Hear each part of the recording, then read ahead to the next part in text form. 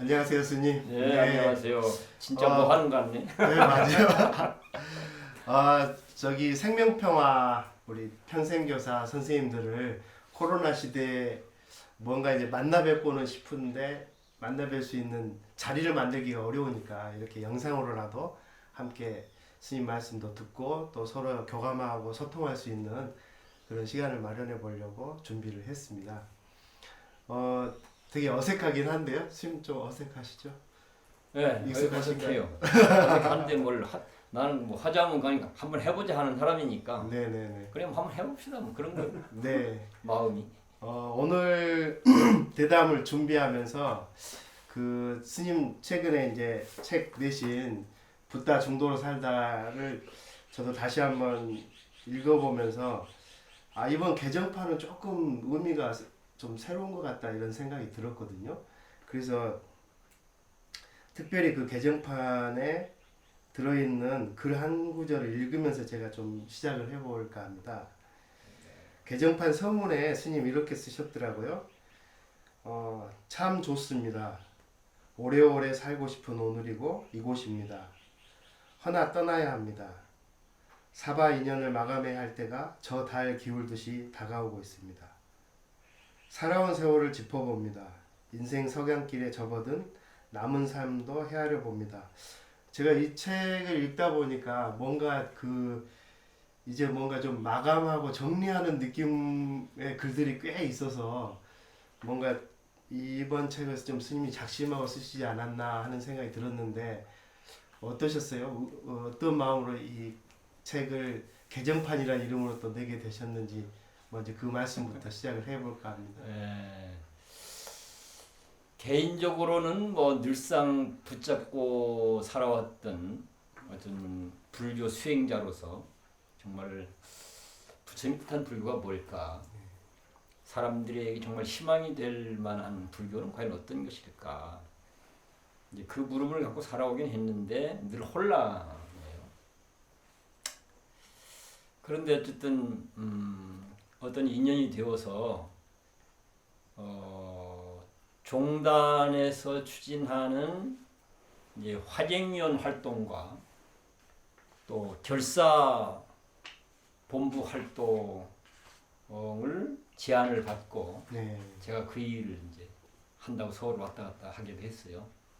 그 중에서도 이제 결사 본부 일과 연계된 부분이. 네. 우리 불교 역사, 특히 이제 한국 불교 역사에서는 결사라고 하는 말이 갖는 의미가 대단히 큽니다. 이게. 그러니까 불교가 어쩌면 어려운 상황, 뭔가 길이 잘 안 보일 때, 또는 미래가 잘 안 보일 때, 그때마다 뜨시는 분들이 특별하게 이제 마음을 내고 뜻을 모아서 함께 모여서 이제 왜 이런 어려운 상황에 빠지게 됐는가라고 하는 아주 본질적인 그런 질문들을 하면서 새로운 활로를 열어가는 모색을 하는 걸 결사운동이라고 얘기하거든요. 그걸 이제 성공적인 사례로 이제 대표적으로 성공적인 사례로 얘기되는 게 이제 고려 시대 보주국사의 정예결사를 예를 듭니다. 그런데 이제 요번에 이제 조계종단에서는 사실은 그런 문제의식과는 관계없고 종단을 정치 행정적으로 이제 이끌어가는 사람들 입장에서 본인들이 필요에 의해서 이제 결사운동을 하겠다고 이제 선언하고 제안을 한 거예요. 그러니까 정치적으로 이루어진 거니까. 네. 그런데 뭐 나는 어쨌든 이제 결사라는 말이 갖는 의미가 있기 때문에 비록 이것이 정치적으로 이루어졌다 하더라도 그 말이 갖는 의미를 우리가 중요하게 제대로 다뤄갔으면 좋겠다 하는 이제 이런 생각이 들었었고, 마침 비슷한 생각을 가졌던 스님들 중에서 뭐 우리 이제 선방 출신으로 이제 원로 중에 한 분이 계시는데 이제 고우스님이라는 분이에요. 이분도 나하고 생각이 비슷했어요. 이 결사라는 말이 혹 정치적 쇼로 이루어졌다 하더라도 이 말이 갖는 의미가 있기 때문에 이걸 좀 소중하게 잘 씨가 되고 싹이 틀 수 있도록 했으면 좋겠다. 이렇게 해서 이제 그렇게 하려면 바람직한 불교 세계관과 정신과 실천론을 잘 정리해내는 게 꼭 필요하다 이게. 이제 그렇게 해서 사실은 이제 부처님이 뜻한 바람직한 불교를 우리가 좀 짚어서 현대를 살아가는 사람들에게 도움이 될 수 있도록 그렇게 하는 게 이제 꼭 필요한데 그러려면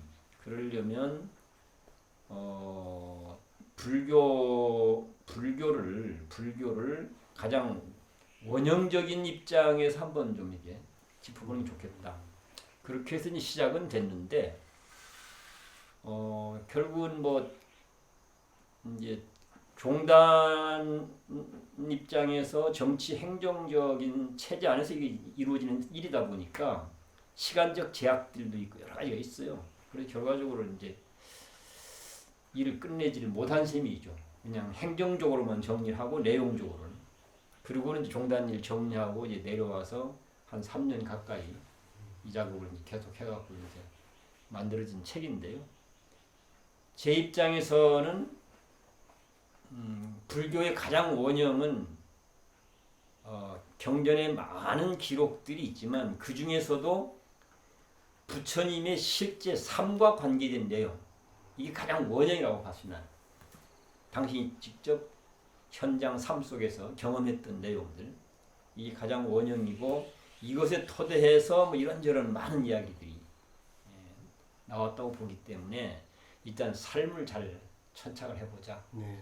그렇게 해서 접근해 보니까 이제 이 책 형태로 지금 정리져 나왔는데요. 네. 글쎄 만약에 내가 파악한 내용대로 불교 내가 파악하고 정리한 것으로 이게 부처님 뜻한 불교야. 이렇게 된다고 한다면 그동안 우리가 해왔던 불교는 많이 뒤집어지는 불교가 돼요. 내가 볼 때. 그래서 내 입장에서는 이제 하나는 이제 나이로 봐도 이제 70이 넘으니까 인생 뭐 초겨울 깊숙이 들어와 있는 거잖아요 이제. 네. 그런 것도 있고 또 이런저런 활동을 해왔는데 이제 뭐 더 그렇게 활동할 것 같지도 않고 네. 이런저런 걸 생각을 해서 내가 뭔가 좀 집요하게 공을 들여서 뭔가 해야 될 일이 있다면 이런 정도로 정리하는 일이지 않겠는가 그런 생각이 들어서 네. 그런 얘기를 했던 것이고 뭐라고 할까 이제 이게 첫판 나온 지로는 지금 시간이 어느 정도? 3년 3년 흘렀고 그렇죠. 개정판 내시면서 첫 판에는 조금 큰 방향하고 가닥을 잡았다면 개정판을 내시면서는 그 살을 이제 약간 완성한 듯한 느낌을 셈이죠. 받았거든요. 네, 그런 셈이에요. 네. 그러니까 초판 때는 어차피 이제 행정적으로 처리돼야 되는 일이어서 미완성인 채로 낸 건 사실이고 예. 그리고 이제 그 이후에 이제 네. 이 방에서 이제 젊은 친구들하고 계속 얘기하면서 보통의 상식을 가진 사람들이 이해하고 공감할 수 있도록 책을 만들어 보자. 네. 여기에 초점이 있어요. 예. 그런데 이제 그렇게 접근을 해보니까 어쨌든 불교 또는 수행 깨달음이라는 이름으로 많은 내용들이 다뤄지고 있지만 이 보통의 상식으로는 이해하거나 공감할 수 없는 것이 너무 많은 거예요, 사실은. 네. 이 종교적 언어들이. 그런데 여기서는 어쨌든 철저하게 네. 보통의 상식을 가진 사람이 이해하고 공감할 수 있도록 하는데 초점을 맞춰서 이제 해 보니까 부처님이 경전 요소에서 하는 얘기 중에 나의 가르침, 나의 진리는 함께 대화를 나눌 경우 바로 이해할 수 있다. 네. 바로 실현된다. 바로 경험될 수 있다. 이 얘기 요소에서 하거든요. 네. 이게 맞다는 생각이 드는 거예요. 그게 맞다. 그 이야기를 그래서 좀 거기에 맞춰서 이제 정리가 되는 여쭤봐야 것인데 네네. 그래 되면 불교는 복잡하고 어려운 거에 하는 많이 뒤집어져야 되는 부분입니다. 네네. 이게 만약 뒤집어지면 대단히 많은 게 네. 다른 관점에서 얘기가 되어 있습니다. 그 뭐냐 최근에 제가 준비를 하면서 그 지난번 부처님 오신 날 법회 때 여기 아마 실상사 앞에서 말씀하신 것 같은데 법문 중에서 그 이제 요 책의 제목이긴 하지만은 미혹의 문명을 넘어 깨달음의 문명으로 이 제목에 약간 그 법문하시고 마지막에 부처님 깨달음을 한 말씀으로 마무리하면은 천상천하 유아독존 그 뒤에는 제가 잘 모르겠어요. 삼계계고 아당안지. 네, 삼계 계고 아당한지 이렇게 예. 정리할 수 있다 이렇게 말씀하시면서 예. 그 특히 천상천하 유아독존에 대해서 좀 큰 의미를 부여하신 것 같았어요. 그리고 책 제목도 이제 중도인데 중도에 대한 이야기도 제가 읽어보다 보니까 그 천상천하 유아독존하고 관계되어 있지 않나 이런 생각이 들었는데요. 특별히 최근에 그 천상천하 유아독존 이 이야기를 많이 하시게 된 건 아닌지 제가 좀 궁금했거든요. 그거는 아니고 네, 어쩌면 나는 이제 불교 내부 대중들을 상대로 한 이야기나 활동보다도 대안운동을 하는 쪽 네. 대중을 상대해서 이제 이 얘기를 많이 하고 활동을 함께 이제 해오는 입장이기 때문에 그동안 불교를 갖고 직접적으로 얘기는 별로 안 했어요. 내용 뭐 불교라 하더라도 언어가 그런데 그런데 이제 불교 내부 대중을 상대로 해서는 뭐 천상천하 유아독존 삼계교 아당한이라는 이야기를 사실은 주기차게 해왔죠. 주기차게 해왔고 내 입장에서는 그 한마디가 부처님이 일생 동안 살았던 살림살이의 내용은 그 한마디에 다 담겨 있다라고 나는 보는 편이에요. 네, 그래서 지난번 이제 초파일 얘기를 하니까 그때도 우리가 최근에 겪은 일들을 쭉 봐보면 세월호 네, 겪고 그 다음에 이제 뭐 지금 코로나 이런 문제를 겪으면서 이전과 이후 얘기를 많이 하잖아요. 근데 이제 그때도 대체적으로 대안운동을 하는 쪽을 상대로 해서 주로 얘기들을 해왔지 네. 불교 내부 대중하고 안에다가 네, 요건 어쨌든 이제 불교 내부 대중을 상대로 한 자리인데 현재 우리가 직면해 있는 이런 상황, 이런 문제들이 왜 이렇게 됐을까 하는 걸 불교적으로 어떻게 규정할 것인가. 네, 그리고 이 문제에 대한 대안을 찾으려고 할 경우 불교는 또한 어떻게 답을 할 수 있을 것인가. 이렇게 했을 때 이제 이런 문제를 불러들인 원인을 불교적으로 규정하면 그건 무지와 착각에서부터 비롯된다 해서 이제 미혹의 문명이라는 말로 네, 규정을 했고 그러면 무지와 착각병에 대한 해결책, 약처방은 뭔가 하면 그건 깨달음이라는 말로 깨달음과 지혜라는 말로 표현되어진다. 그래서 미혹의 문명으로 우리가 살아왔기 때문에 이런 반생명적이고 네. 비인간적인 상황을 자초했다. 그러면 이후 이거 어떻게 할 것인가 하게 되면 결국은 깨달음의 문명으로 가야만 거기에서 우리가 진정한 바람직한 길이 나올 수 있다. 불교적으로 이제 그렇게 이제 성격을 가닥을 네. 치고 여기에 맞춰서 이제 내용들을 우리 모색해 가보자. 네, 이제 그렇게 해서 이제 흘러오고 있는 거예요. 이렇게. 네. 오늘 이제 제가 준비를 하면서 크게 이제 스님께 어떤 말씀을 좀 들을까 의견을 뭐 몇 사람 여쭤보기도 하고 했는데 크게 이제 이 책에서는 그 부다의 출가, 수행, 그리고 깨달음, 실천 이런 부분을 잘 정리를 해주셨더라고요. 그래서 이 부분에 대해서 한번 여쭤보고 아마 불교를 잘 아는 분도 계시지만은 또 전혀 모르는 분도 계시고 또 초기에 스님께서 새로운 불교에 대한 이야기를 해주셨는데 또 기존에 이제 그 뭐랄까 관성적으로 불교를 이해한 분들에게는 스님이 말씀하신 새로운 불교 이야기를 해보면 좋겠다는 생각이 들었습니다. 그래서 순서대로 출가와 붓다의 수행, 그 붓다가 깨달은 것, 그다음에 붓다의 실천 이렇게 좀 나눠서 스님 말씀을 좀 청해 듣고 싶은데요. 제가 읽다 보니까 붓다가 이제 출가할 때 이야기 보니까 세상에 그 알려진 바에 이제 출가가 있었다고 하면 스님께서는 이제 붓다의 출가에 대해서도 출가할 때 상황에 대해서 단순히 개인적인 상황만은 아니다라는 의견을 지금 써 주셨는데 붓다의 출가에 대해서 그러니까 붓다는 왜 출가했고 어떤 화두를 가지고 출가했다고 보시는지 말씀 먼저 해주시면. 그 전에 이제 우리가 불교를 어떻게 공부할 것인가 하는 문제 얘기를 좀 먼저 예. 하고 그 다음으로 갈까 싶은데요. 그것을 요 책을 이제 만들면서 요 책을 만들면서 막연하게 이렇게 이제 짐작만 이제 해왔던 것이고 내가 전문 연구하는 사람이 아니다 보니까 물어봐요 전문가들한테 이 부분이. 근데 전문가들한테 해답이 잘 안 나와 내가 볼 때. 그러니까 이제 아까 그 서문 얘기도 그거예요. 네. 아 이제는 뭐 나이도 이만큼 먹고 더 이상 내가 먹을 것 같아 하니까 이젠 전문가들이 하거나 말거나 내 방식대로 정리하자 이런 부분이 있는 거예요. 네. 근데 요거 이제 정리하면서 보니까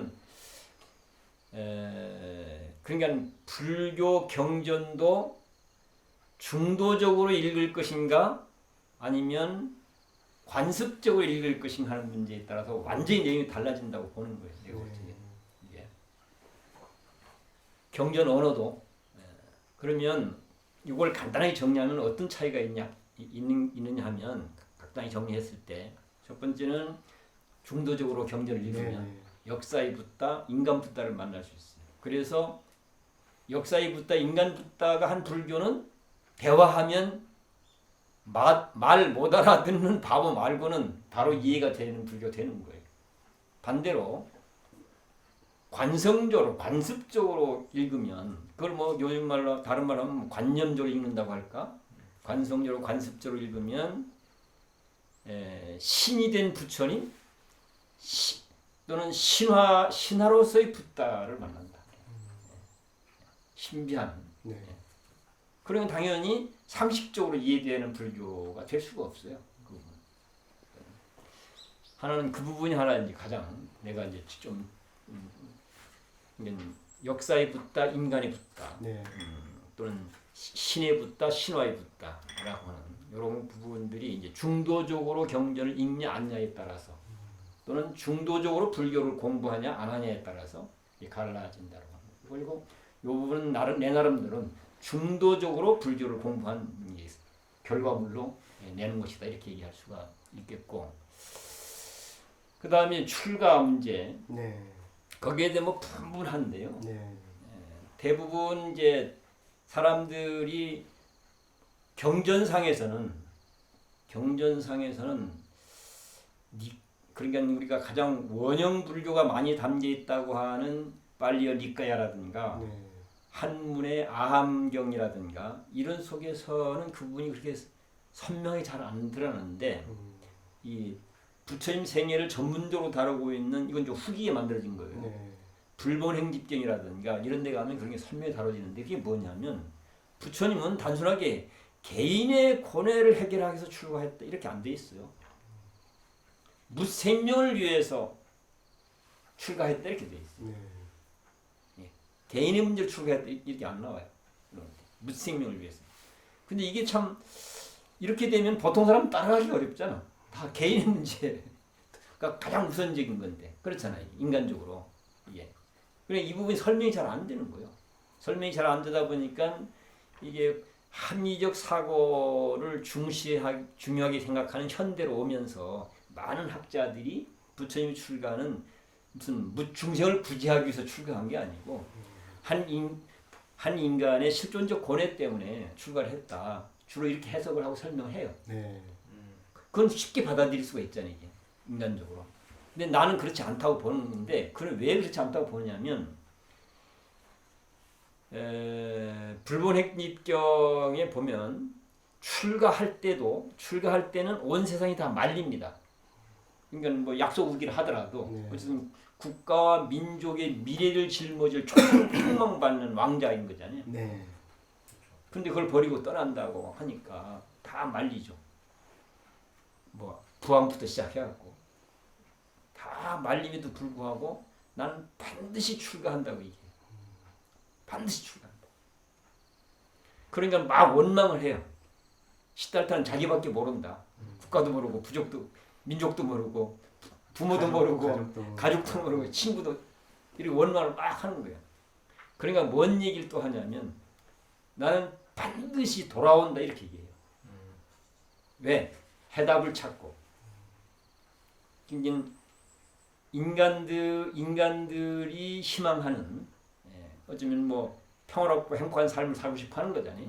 그런 희망하는 해답의 길을 찾아서 나는 돌아오겠다. 그러면서 무슨 얘기를 하냐면 나는 내 부모 형제를 내 아내와 아이들을 친구와 이웃들을 또는 국가와 민족을 이 세상을 사랑하기 때문에 이렇게 얘기해요. 그런 게 있어요. 근데 이 부처님 생애를 연구하는 사람들 나는 뭐 주로 이제 번역서만 접하는 사람인데 어디에 봐도 이런 부분을 주목한 점이 늘 없어요. 반드시 돌아오겠다. 한국 불교에서는 나 출가하면서 가서 저리 가서 나 몇 년 해보고 돌아갈 거야 하면 안 받아요. 절대 안 받아요. 나는 쫓아내도 전혀 절대 안 갈 거요. 죽을 때까지 할 거. 이래야 받지. 난 돌아간다 하면 이 새끼 뭐야 이렇게. 근데 이 경전이 나와요. 난 반드시 돌아온다. 이런 문제의식은 단순하게 한 인간이 개인적 실존적 고뇌만 갖고 그렇게 결단을 내리고 행동한 거라고 볼 수 없는 건 너무나 당연하다.